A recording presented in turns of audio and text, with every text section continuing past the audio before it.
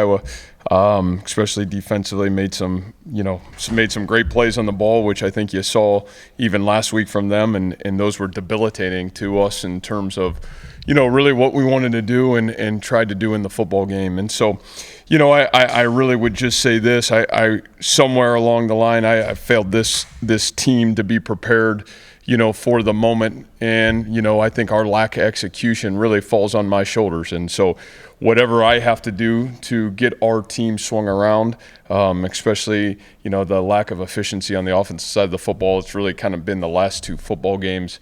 We've seen similar patterns. And then really in special teams, I think a huge play in that game, obviously that ball, dropping and, we lose about 30 yards on the punt. It's critical error. And, unfortunately we saw that last week. I think we've always been a team that's been able to correct those. And I think that's probably my greatest frustration. And again, that's where I think that responsibility does not lie on the kids. It relies on the head football coach. And so, again, I'll certainly take the blame for it. We'll have to figure this out. And it's not our seniors' issue. It's not our football team's issue. It's a Matt Campbell issue. And we'll do a great job of getting it corrected and certainly look forward to the challenges ahead of us. But with that said, questions you guys have? Yeah, that may be aside. What are your thoughts on Brock? What's he need to do to? I think until I watch the film, Randy, it's really hard. I think, again, man, were a couple of those balls that tipped, should they have been caught? Was there somewhere in the progression that the ball should have went other than that? I think those oral things, I'll have a better answer once I watch the videotape. Really my thought was in the fourth quarter is to get Hunter into the football game, let Brock kind of gather himself a little bit. And, it was certainly great to see Hunter do some really positive things as well. But, we believe in Brock, and Brock's a tremendous leader in our program, and he certainly doesn't want to have the end result of what happened today. And he's a guy that's worked really, really hard. And if I know Brock Purdy, he'll bounce back better than ever. So, again, it's hard to see that, though, until I can look at that videotape. Man, are some of those balls that get hit right on the hands and they're just dropped, or some of those decision making, and we'll be able to evaluate it once we watch the film. Yeah, I would assume Brock's going to be our guy. I think from the perspective of, man, do we put Hunter Deckers in to challenge Brock's position on our football team? Absolutely not. I think what we put Hunter in to do is kind of allow Brock to gather himself, and really settle the game back down and really try to go win the football game. Even at that time in the fourth quarter, we felt like we could continue to stay in the game and, had opportunities to maybe do that. That on the flip side of the punt situation, you talked about your defense had just gotten a big third and long stack. Big play got dirty. Demond felt like, momentum is hard to quantify, but did you feel like you had it then, and then boom, it's gone? Yeah, I think, and it was an instant, right? I mean, you're talking two drastic plays that are killers, and as I told our team, and I've said this, like, when we've played really great in these moments during our tenure here, we've had great calm, we've had great clarity to do our job, and most importantly, we've had great execution. And unfortunately, I would tell you, we didn't have that today. And again, when that doesn't occur, it really comes back to the head football coach and his responsibility of how you've prepared your team to be ready for those moments or for those opportunities. And again, I would put the onus on myself and making sure that we figure out how to get our kids to be able to execute in the way they need to execute for us to be successful. I haven't seen any stats, but what are your thoughts on Grease the last couple of weeks? Jeez, again, I think until I'd love to watch the video so I can give you, what exactly is going on. Credit to both teams we played. There's a lot of hats in the box. There's a reality of, this guy's going to be a, focal point of the offense, and our lack of ability to adjust to that, I think, has probably hurt us. But, from a brief standpoint, it'll be really good to watch the videotape, really good to see, was there growth from week 1 to week 2? And if not, then why, and how do we continue to move that forward?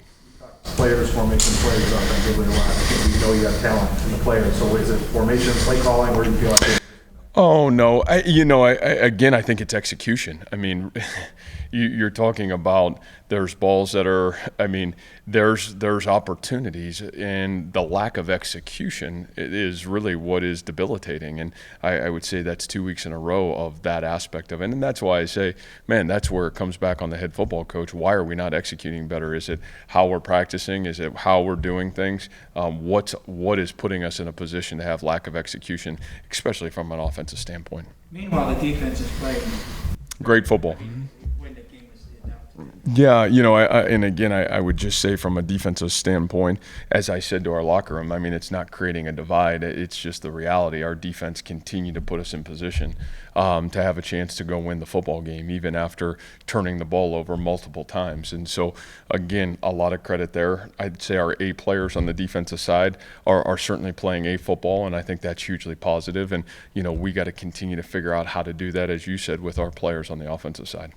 Was there anything going into this game that cued you that maybe these guys weren't prepared in that sense, or was it kind of expressed? Yeah, I would say, I've been really proud of how our kids have attacked everything. And so, again, that's where, our kids' preparation, how they go about their business, the time and effort that they put into studying the game of football, those are things that make me really proud to be their football coach. So when you look at a game like this and you look at a lack of execution, again, I keep saying this, but somewhere I'm failing them because whatever the plan is that I have is not putting them in position for them to be their best. So like I said, it's a Matt Campbell issue. It's certainly not our kids' issue.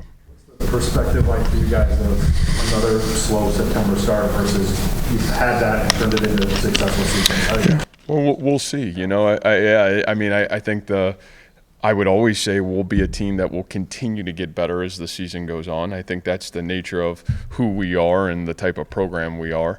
And I won't apologize for that either. But the reality of it is, man, adversity's here. And that's the great thing about college football. It's going to come, and what will we be defined as? We'll be defined as how do we respond to this adversity, right? And that's what I love our sport because I think it parallels in a lot of ways to life. But man, it's going to be a great challenge, and man, we got back-to-back road games. We got to go play it, late night next week, and there's real challenges out there, and we're going to either go one or two ways. And I would guess in the next 2 weeks it'll be very defining of who we are and really what kind of team we have this year. How much does it aid you having seniors who have gone through that adversity over their years here to bounce back and maybe lead that, put some of that off you a little bit? Yeah, I think that'll be, we've got the right guys in that locker room to maneuver through tough and trying times. And so I have great belief in that locker room. I've got great belief in our leadership and certainly our seniors. And but yet we're going to have to do it too, right? And it's kind of like I said going into this game, you're never guaranteed in life your hopes and dreams just because you work really hard and you're really good. But at some point you got to stand up and you got to demand it. And there's got to be a sense of urgency in terms of doing those things. So whether that's from my end, whether it's from our leadership end, I think as a collective whole, it's going to be really fun to see what happens as we respond through tough and trying times right now. You said there was earlier this week that these in-state games mean something to you. There are probably a lot of Cyclone fans walking out of here a little more disappointed this time around than the previous 5. What would you kind of say to that to those fans that are really looking for that turnaround? Yeah, I get it. And like I said, that's not our kids' issue. Obviously, that's a Matt Campbell issue. So, that's something we got to continue to do a better job of. You hate it because that's a situation where I would say multiple times we've given them great opportunities to play really well against us. And so, globally, I think our fan base really gets it. They get what we've been able to do and where we're going as a football program, but I certainly can understand their disappointment. I think equally everybody in that locker room and our coaching staff and myself feel the same disappointment that they're feeling tonight. A lot of times, Matt, people talk about luck being involved in things, but you touched on execution a number of times. Is that what creates luck? Well, I mean, football, the ball just doesn't bounce your way, right? I think that's total BS. And I always have and always will. You make the ball bounce your way. And unfortunately, for whatever we're lacking right now. Not good players, not quality coaches, but something's we're a hair off. And, I felt like, man, we were a hair off in the first half. I really felt confident that we would, we were in a great spot coming out of the second half. We put together a decent drive, get it out to midfield. And, man, boom, the tide swings, and we just never had the ability to recover. So, again, I think luck is total BS. I think you create your luck, and you either demand it or you're hoping and wishing, and this is not a sport to hope and wish. This is a sport to demand it happen. Time for one more for Coach. How close was Orion Advance to going today, and what does him not being on the field do for that? Obviously we believe so much in Orion, and he played such a great game last week for us. But boy, I don't know if I could be prouder of Gary Vaughn. I mean, what a game I thought he had. And, I again, you want those guys. You don't know when your shot's coming. I've said this a lot in the college football world. Man, you don't know when your shot's ready. But, man, when you get your shot, will you take advantage of it? And I thought Gary did an incredible job. And so I think O's really kind of day-to-day at this point. He was running a little bit yesterday, just not ready to play. But we'll certainly really look forward to having him back and feel like can be even a better defense now that Gary's got some great experience under his belt as well. Thank you, guys. Thank you.